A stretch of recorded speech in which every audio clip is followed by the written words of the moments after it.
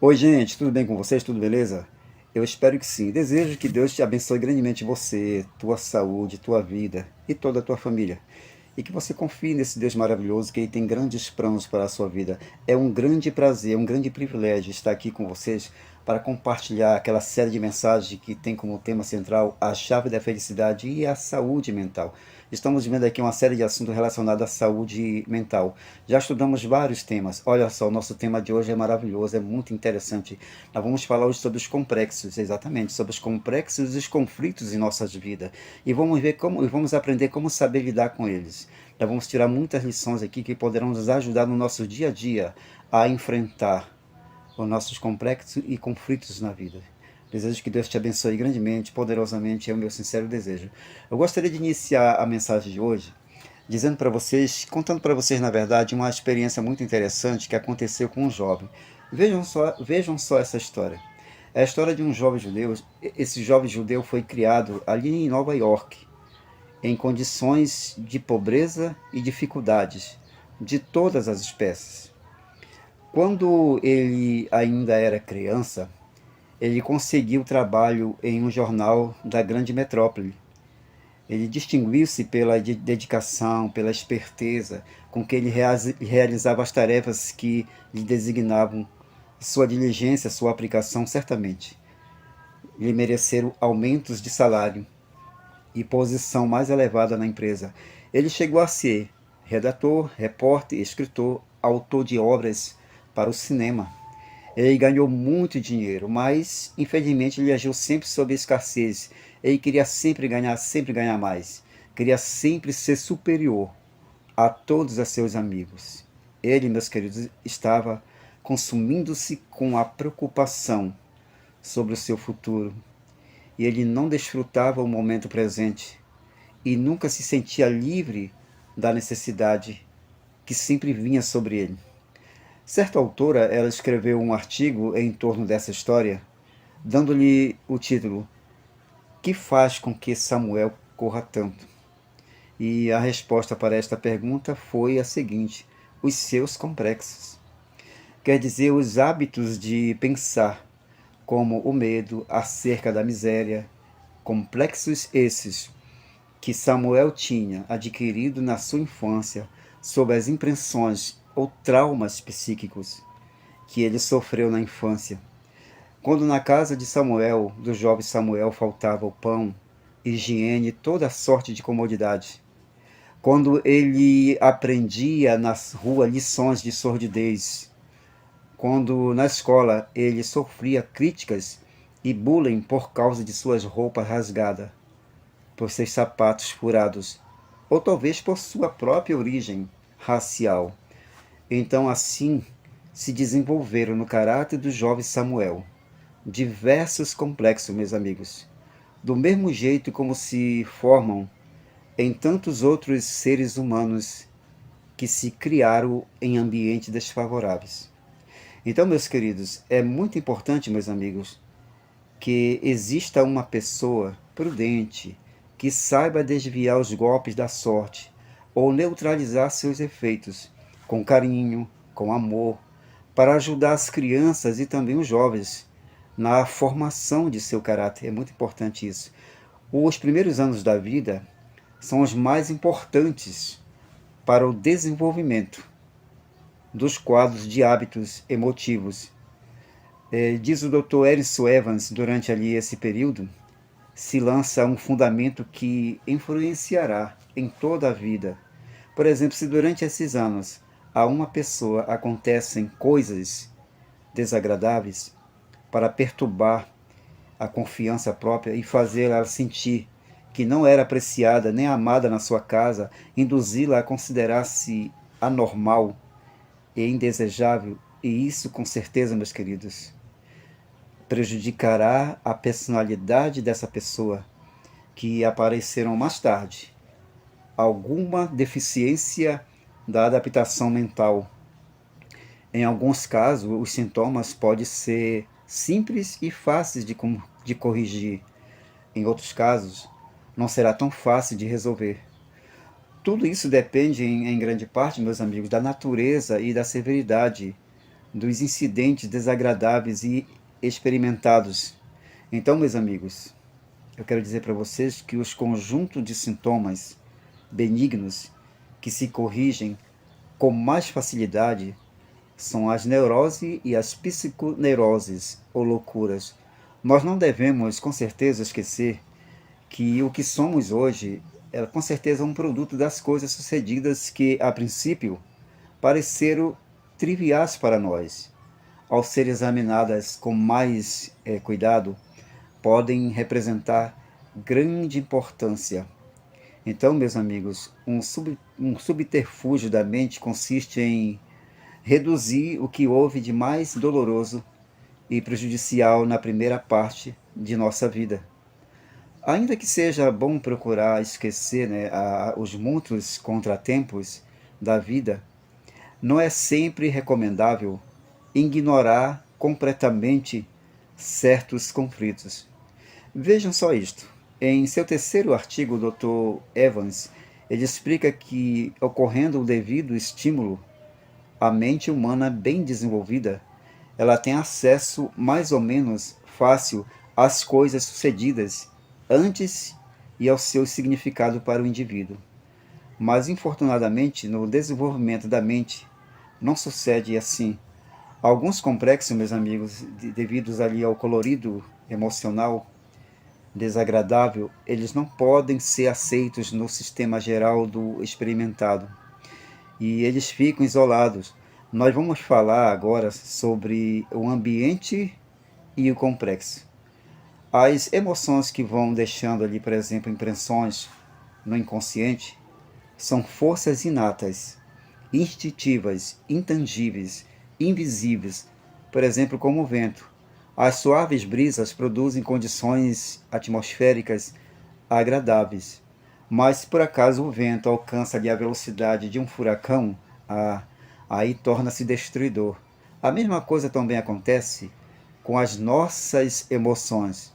Por exemplo, quando elas não são demasiado fortes, são de grande valor para o desenvolvimento da personalidade. Porém, se elas são exageradas, chegam a ser forças destruidoras. Então, meus queridos, as impressões da infância são vitais e duradouras e amoldam vida pelos anos sucessivos. As coisas experimentadas em nossa infância, elas podem criar em nós orgulho, confiança e esperança, ou podem criar medo e amargura e pessimismo. Vejam só esse exemplo. Alguém pode ter nascido na pobreza e ter se criado nela. Sua casa humilde, as suas circunstâncias estreitas, pode haver-lhe causado sentimentos de inferioridade, ansiedade e hostilidade. E as ideias que ele tem acerca de seu ambiente levam à coloração de uma emoção hostil e agressiva de ressentimento como resultado, meus amigos. A pessoa se verá movida na vida por forças emotivas que o induzirão a odiar os ricos, a buscar ganâncias pessoais e talvez destruir a situação em que se encontra. Mas, porém, meus queridos, outras pessoas, elas podem ter, meus amigos, nascido e haver se criado também em circunstâncias humildes, mas em vez de amarguras, podem selar voluntariamente sua sorte com as massas da humanidade. Talvez desenvolvam sentimentos de caridade e compaixão e também dedique a vida a ajudar aos infortunados e aos oprimidos. Então, meus queridos amigos, todos nós temos complexos, muitos complexos na verdade. A razão desta diferença de reação emotiva, ela está no tipo de tensão que exista na família. Por exemplo, a pobreza não é causa de ressentimento e amargura. Ela desempenha papel muito importante. Outros fatores que com frequência podem ser vistos nas atitudes dos pais, as sensações dos sentidos e os juízos que a mente faz, ela forma as ideias e os quadros de nossos pensamentos. Esses quadros, meus amigos, ou hábitos de pensar, eles adquirem a cor de nossas emoções e formam um complexo. Então, meus amigos, o complexo é simplesmente um grupo de ideias relacionadas que são ativadas por fortes tônus emocionais, material da memória, que foi reassociado e que luta para expressar-se. Os complexos, meus amigos, meus queridos, podem prestar grande serviço se a pessoa os controla em vez de permitir que eles a controlem. Geralmente, quando se pronuncia essa palavra complexo, parece querer brotar involuntariamente o qualitativo de inferioridade, como se todos os complexos fossem dessa categoria. A opinião mais ampla que se tem dos complexos hoje, considerada como tal, qualquer maneira de pensar que se caracterize pela emoção, mais que pela razão. Esta definição tende a incluir a maior parte do pensar que se faz. Vejam só este exemplo. Sempre que nós sentimos forte prejuízo emotivo em nosso pensar sobre qualquer assunto, nós temos um complexo. Não importa qual seja o tema, pode ser religião, pode ser política, uma pessoa do sexo oposto, o dinheiro, um prejuízo imaginário, um inimigo, nós temos um complexo. Quando deixamos de pensar fria, racional, deliberadamente e começamos a pensar emotivamente, com excitação e sem controle inteligente. Então, meus queridos, esta última maneira de pensar não é necessariamente má. Se, por exemplo, para seu progresso, o mundo dependesse unicamente do pensamento frio, lógico e casual, logo se encontraria num estado lamentável, ainda que, ilógico, o pensamento emocional é cálido e ativo, produz momentos de entusiasmo e impulsiona a civilização para a frente. Os complexos, diz o Dr. Evans, eles formam uma parte muito definida de nossa estrutura mental e pode ajudar-nos ou prejudicar-nos, segundo a classe de emoções que se associem com nossas recordações e ideias. Ou seja, a presença de um complexo na nossa vida, na vida mental, nos permite ver que muitas de nossas reações são irracionais e emotivas, mas que lógicas e razoáveis. Por exemplo, o sentimento que nós temos associado com certa ideia pode ser tão intenso que provoque certa reação, seja ela boa ou seja ela má. Isso nos faz pensar emotivamente. Isso mesmo. A existência dos complexos nos explica por que são tão estéreis a maioria das discussões que se travam sobre mil assuntos.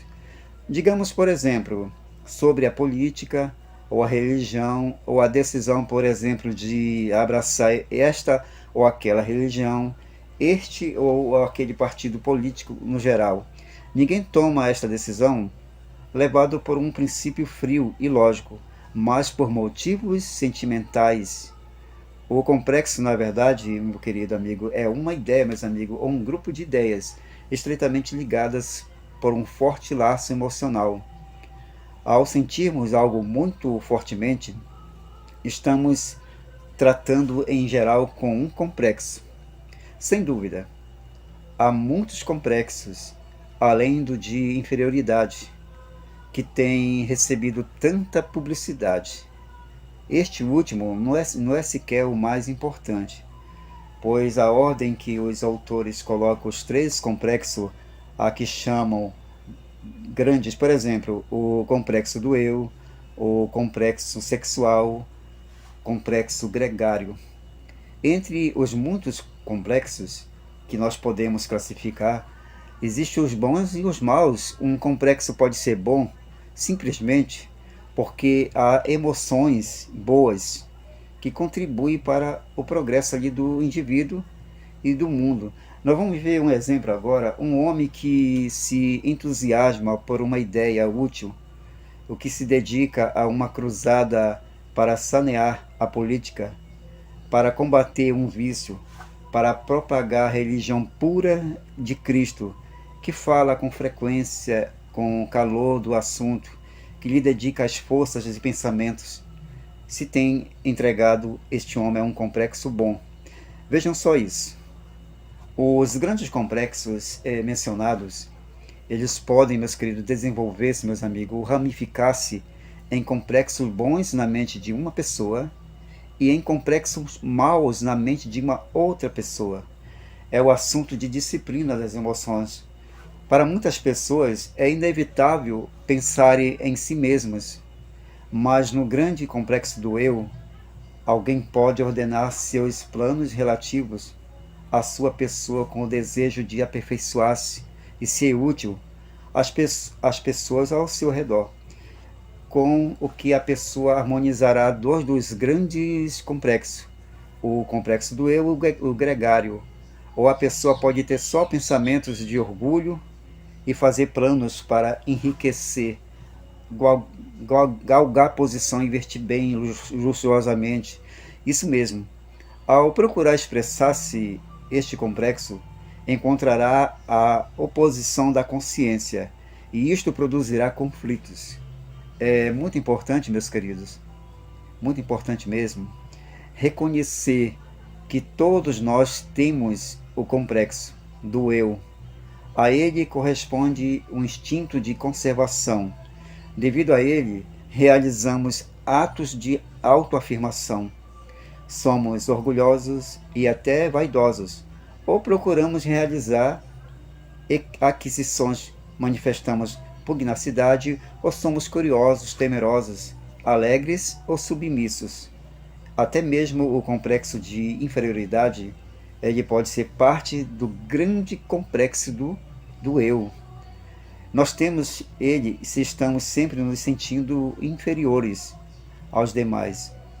E o notável é que o famoso complexo de inferioridade não assume sempre a forma de sentimento de timidez e humildade. Ao contrário, muitas vezes, meus queridos, ele impulsiona suas vítimas a exceder-se em sua autoafirmação. Talvez essas vítimas sejam excessivamente agressivas. Então, meus queridos amigos, pode, meus amigos, ser que o fato de que se consideram inferiores em algumas coisas, os induza a superar todos em outras coisas. Pode resultar também em incentivo razoável ou levar suas vítimas ao medo. Por outro lado, meus queridos, o complexo sexual é simplesmente o conjunto de nossas ideias e pensamentos relacionados com o sexo oposto. Em seu significado mais amplo, inclui o amor, o ciúme, o instinto paterno, tudo que tenha que ver com o amor, o sexo e as relações familiares. É um conjunto de emoções que muito significa na vida. Este grande complexo ele pode dividir-se também em muitos outros menores, bons para a sociedade e para o indivíduo. Ou complexos maus se visam somente os fins egoístas de sensualidade e prazeres. Então, meus queridos, o último dos grandes complexos, o complexo gregário, é o que nos induz a buscar a companhia de outras pessoas, de outros seres humanos. E sua aprovação nos faz sentir solitários e isolados quando não temos essa companhia. Esse complexo, ele cria as amizades, infunde-nos sentimentos de simpatia e confiança nos demais, ou nos faz desconfiar deles. Governa todas as relações que nós mantemos com os outros seres humanos. Vejam só isso, o instinto gregário ou social é tão forte que muitas vezes o indivíduo ele sacrifica suas convenções íntimas nas aras da aprovação de seus semelhantes. O desejo de saber ser aceito e que pertence ao grupo em que tem que viver é, como vimos já, a expressão de uma das necessidades para ser feliz. Então, meus queridos, vejam só isso. que pode levar, infelizmente, à loucura. Por exemplo, a criança que desde a infância ela sentiu não ser bem-vinda no seio da família e desenvolve um complexo de amargura e ressentimento que pode fazer dele, mais tarde, um rebelde perigoso para a sociedade ou um candidato ao manicômio. O Dr. Isidório de Aia, em seu livro Por que Enlouquecem as Pessoas, ele conta o caso patético de um jovem que ele teve que ser internado no manicômio, vítima de um delírio de perseguição. O exame detido de sua história, ele revelou que a origem de seu mal se radicava na frialdade com que ele havia sempre sido tratado pelos pais. Ele não se lembra de haver recebido uma única expressão de carinho por parte dos pais. Nunca, quando criança, ou acolheu sua mãe no colo para contar-lhe uma história, que ele fosse o príncipe vencedor. O seu pai jamais o tomou ele nos braços para mimá-lo e nem colocou ele sobre os ombros, brincando com ele de cavalinho. E, no entanto, meus amigos, a grande era a necessidade de carinho que o menino sentia. Com efeito, foi quando criança, muito cordial, expansivo, alegre, mas não encontrou guarida nem aplicação de seus sentimentos em seus pais, sempre atarefados e indiferentes. O menino, ele não tem para seus pais uma palavra de recriminação, reconhece-lhes a dureza e a severidade, a tirania arbitrária do pai, os castigos físicos e brutais que ele recebeu, mas ele admite todavia que era o sistema antigo de educação e que se não houvesse sido por essas pancadas castigado, talvez ele houvesse terminado mal, ele pensava assim. E naturalmente não chega a compreender a relação existente entre o sistema de educação que foi vítima da parte de seus pais e o atual delírio de perseguição de que padece, no qual a sociedade é o símbolo representativo de seu pai. Se os pais houvessem manifestado um pouco de carinho para com esta criança, que diferente, né, não haveriam sido os resultados para o homem e para a sociedade que deve agora sustentá-lo numa instituição com um gravame público, quando poderiam haver-se desenvolvido, meus queridos, nele diversos complexos tendentes ali à felicidade e à cooperação. Foi se criando daquele menino um complexo de opressão que o fez naufragar na loucura. Cria-se perseguido dos pais, instigados pela polícia. Esse complexo chegou a ser tão obcecante que um dia não pôde reprimir os impulsos que nele criara e se sublevou abertamente ele que havia sido uma criança sempre dócil, passivo, submisso, teve nesse instante várias crises impulsivas, depois de discussões com os pais, arremessando-lhes os objetos que tinha na mão. Agora, meus queridos, ele se acha internado no manicômio, porque os membros de sua família não compreendem esse procedimento e supõem que o menino está doente. Então, meus queridos amigos, o que sucedeu foi que o seu conflito interno se tornou forte demais. A consciência foi vencida pelo complexo e este iniciou uma demonstração de conduta talâmica. Este caso, meus queridos, além de ilustrar o mal que se faz às crianças ao privá-las do amor, o qual tem direito, ele demonstra também o que se entende por conflitos ocasionados pelos complexos. Por exemplo, quando dizemos que a vida está cheia de conflitos, que esses são inevitáveis, nós estamos nos referindo a essa classe de conflitos, não necessariamente as lutas físicas. Momento após momento, meus amigos, temos que nos defrontar com problemas e resolvê-los. Mas a pessoa que os recusa não pode desfrutar a felicidade verdadeira, normal. Então, meus queridos, eu quero dizer para vocês que é impossível nós fugir aos conflitos e às decisões. Os nossos conflitos e complexos, eles podem ser de muitas espécies, e da maneira como nós enfrentamos e resolvemos depende a espécie de personalidade que desenvolveremos. Por exemplo, um homem bondoso pode ver-se em conflito entre o complexo que tem desenvolvido em torno do desejo de ser bom e apreciado por todos. E um outro homem pode estar em conflito que a experiência lhe há imposto quanto à necessidade de desconfiar das promessas alheias. Por um lado, um outro homem, ele desejaria ajudar e favorecer o amigo que lhe pediu dinheiro emprestado. E por outro lado, ele duvida muito da capacidade administrativa de seu amigo e de que ele possa triunfar na empresa para a qual precisa do dinheiro. De maneira que ele nega ali o empréstimo, nega o empréstimo para o seu amigo. E dia após dia, o seu amigo, porém, fica ali esperando ele. Se ele emprestar o dinheiro para o seu amigo, esta decisão final pode custar-lhe uma amizade e determinada quantia de dinheiro também.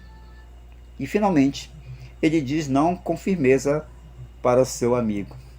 Então, meus queridos amigos, por muito necessário que seja na vida fazer constantemente decisões, é o que mais querem iludir. Alguns assumem a atitude daquele empregado de uma chácara, a quem um patrão disse um dia assim: João, eu quero que hoje você dedique a escolher batatas, porás as boas aqui e as que começam a brotar ali, naquele caixão, e as estragadas você coloca ali naquele canto. Depois de haver se dedicado umas 2 horas à tarefa, o João procurou o seu patrão e disse: Senhor, se o senhor não achar ruim, eu gostaria de voltar a rachar a lenha. O patrão disse assim: Ora, João, eu te mandei classificar as batatas justamente porque eu queria que mudasses um pouco de trabalho. Queria que hoje fizesse alguma coisa mais leve. O que há afinal de errado, João? O João respondeu: Não é questão de trabalho pesado, patrão, mas isto de estar fazendo tantas decisões. Isso me mata, foi a resposta de João. Então, meus queridos, a única atitude que vale a pena para alcançar êxito e felicidade na vida é a que consiste em fazer sempre frente aos problemas e resolvê-los um após o outro. Fugir deles é o pior que se pode fazer. O homem indeciso, ele perde a metade da vida. O decidido duplica a vida. Eis o bom lema, por exemplo: em toda a sua vida, você não terá muito que angustiar-se pelos conflitos, se você pode ter sempre em mente o método que consiste em enfrentar os fatos e eliminar os símbolos deles, ou seja, as palavras ou as ideias coloridas pelas emoções. Por exemplo, se você toma nota por escrito de seus conflitos, considera o pior que pode suceder e a melhor maneira de resolvê-los, não necessitará ter mais que um minuto de conflitos, um mínimo de conflito em sua vida. Então, meus queridos, nós vamos ver agora o caso de Wesley, o fundador do metodismo, que na velhice contou a um amigo que ele nunca havia tido momentos de depressão e desalento, dúvida ou desgraça que lhe durasse mais de 30 minutos. Ele sabia dominar os seus conflitos e não deixava que eles o dominassem. Mas o nome dado ao sistema religioso que fundou indica bem às claras o caráter do homem. Ele e um grupo de amigos foram chamados metoditas, porque quando eram estudantes, eles tinham o costume de reunir-se metodicamente todas as manhãs para ler as Escrituras Sagradas juntos e orar pela conversão de seus amigos. Durante todo o seu longo ministério, continuou Wesley fazendo da conversão ponto capital e considerando a conversão sempre uma nova ordem de vida, uma metodização da religião dentre das normas mais elevadas da pureza e santidade, numa época que necessitava precisamente dessas reformas. Foi no século XVIII, devido ao rebaixamento a que haviam chegado os costumes tanto na Inglaterra como no continente. É justo reconhecer, meus queridos, a boa influência da alta moralidade que Wesley pregou, pois entre alguns círculos está em moda ridicularizar e até caluniar sua obra de evangelização. Então, meus amigos, lamentável é que não hajam hoje muitos Wesley no nosso tempo, homens que por sua pregação e exemplo saibam dar a conversão a importância que merece e demonstrar que graças a ela se pode viver uma vida boa, apesar dos conflitos que criam o mal, e que do caos dos complexos Deus pode, por seu Espírito, tirar ordem e harmonia. E meu querido amigo e minha querida amiga, nós vamos ver nesse momento agora um questionário e vamos descobrir quão corajoso você e eu somos. Ou seja, vamos descobrir o quanto nós somos corajosos. Responda às seguintes perguntas para você mesmo. E seja sincero nas respostas. Responda dizendo sim, não ou às vezes. A pergunta primeira é a seguinte: pede você desculpa à sua esposa, noiva, quando descobre que você errou? Sim, não ou às vezes. Cumpre você um compromisso, assumindo mesmo que descubra que será desfavorável a si próprio? Sim, não ou às vezes. Atribui você suas próprias fraquezas a culpas alheias? Sim, não ou às vezes.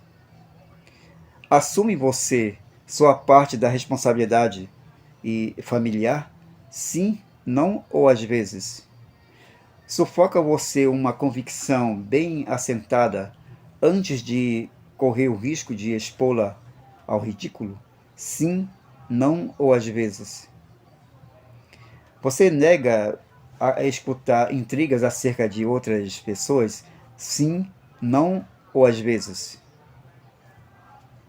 Vota você nos melhores candidatos em vez de fazê-lo numa chapa feita? Sim, não ou às vezes. Revela você por suas palavras ou feitos que prefere estar seguro antes de adotar a conduta mais popular? Sim, não ou às vezes. Segue você fielmente adiante quando não se sente inclinado a fazer isso? Sim, não ou às vezes. Faz de você um esforço decidido para não se sentir afetado pela censura e a fama? Sim, não ou às vezes. Cumpre você regular e pontualmente as suas obrigações financeiras? Sim, não ou às vezes.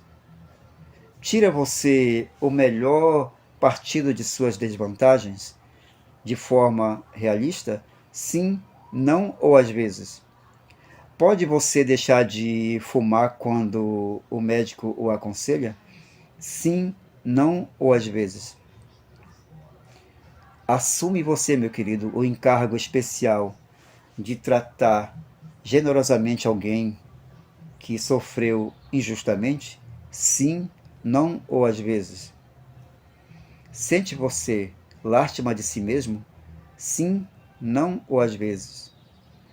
Os homens e as mulheres adultos, eles alcançam uma média de 80 pontos da primeira resposta sim. Faça sempre essa análise, esse questionário, sempre faça isso e analise quão corajoso você é. Complexos e conflitos na vida que estamos vendo.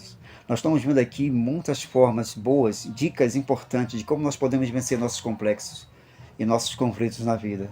E eu quero te dizer uma coisa muito importante. É muito importante nesse período que estamos vivendo aí de ansiedade, estresse, depressão, nós confiarmos num Deus maravilhoso, entregar nossa vida, nossa mente, nosso coração na mão de Deus. Só Ele pode nos dar força para nós vencermos os nossos complexos, os nossos conflitos em nossas vidas, nossas lutas diárias. Entrega teu caminho ao Senhor, meu querido amigo e minha querida amiga. Confia nele. E o mais, tenho certeza que Ele fará. E sempre eu gosto de terminar dizendo, você sempre faz isso. Lá no teu quarto, você ora em secreto, ou aí mesmo onde você está, conversa com esse amigo, com teu amigo Jesus. Conversa com Deus em secreto, entrega a Ele tudo, os teus dilemas, teus conflitos, teus complexos, todas as tuas dificuldades. Entrega a Jesus, confia nele. Com certeza Ele fará, o mais Ele fará, o melhor Ele fará. Sempre que você orar, que você terminar uma oração, diga, Senhor, seja feito segundo a tua vontade, não a minha. Então, meu querido amigo, minha querida amiga, eu desejo que Deus te abençoe poderosamente e que essa mensagem de hoje você tire grande proveito para a sua vida. Volte este vídeo para o começo e analisa ponto por ponto, é muito importante isso. É muito importante você analisar. E desejo que Deus te abençoe imensamente. Eu gostaria de aproveitar agora aqui a oportunidade de pedir para você a seguinte coisa. Se você está gostando desses vídeos aqui no YouTube, eu gostaria que você ativasse o sininho, desse o seu joinha e se inscrevesse no meu canal, para que assim o YouTube possa sugerir mais vídeos. E é um convite que eu faço a vocês. Se de certa forma esses vídeos estão sendo úteis para você, eu gostaria de pedir esse apoio de você, tá bom? Que Deus abençoe vocês grandemente, meus amigos. E até o nosso próximo vídeo. Que Deus abençoe você e toda a sua família. Um grande abraço, fique todos com Deus. Valeu, gente. Até o nosso próximo encontro. Valeu, amém. Abraço, tchau, tchau. Fique todos com Deus. Amém.